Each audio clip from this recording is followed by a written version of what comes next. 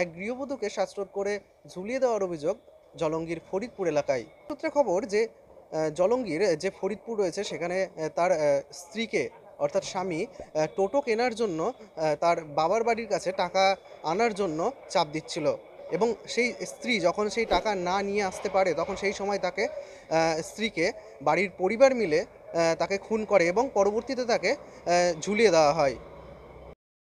গৃহবধূকে শ্বাসরোধ করে খুন করে ঝুলিয়ে দেওয়ার অভিযোগ উঠল স্বামী এবং তার পরিবারের বিরুদ্ধে।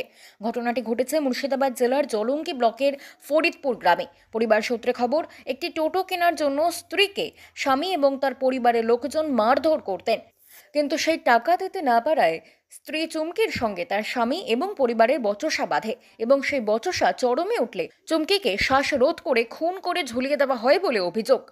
পুলিশ মৃতদেহ উদ্ধার করে ইতিমধ্যেই ময়না তদন্তের জন্য তা বহরমপুর মর্গে পাঠিয়েছে। ওরা প্রতিনিয়তই শাশুড়ি ননদ আর যে মারা গেছে তার স্বামী, ওরা চক্রান্ত ভাবে তাকে শ্বাসরোধ করে মেরে ওরা ঝুলে দিয়ে বাড়ি থেকে চলে গেছে। কি অপরাধ ছিল এটা? অপরাধটা হচ্ছে আপনার এই যে পয়সা চেয়েছিল, টুকটি কেনার জন্য দিতে পারেনি। স্বামী চেয়েছিল, কবে কি? প্রায় চেয়েছিল মাসখানেকের আগে থেকেই চাইছিল। হ্যাঁ, কিন্তু অবেশ বলেছিলেন?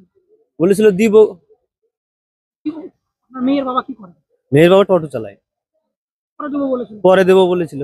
এরকম ভাবে মেয়েরা ফেলে দিল, কি বলবেন? কি বলবো, প্রশাসনের কাছে এটাই চাইবো যাতে কঠোরতর শাস্তি হয়। আপনারা কখন জানতে পারলেন? আমরা সকাল 7টার দিকে জানতে পারি। ফোন করেছে কখন?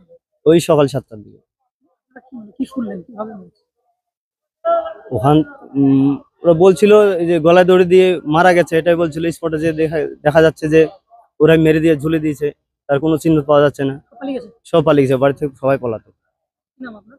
আমার নাম বাশির শেখ, যে মারা গেছে? চুমকি খাতুন। কি হচ্ছে? ওটা আমি ওনার জামাইবাবু।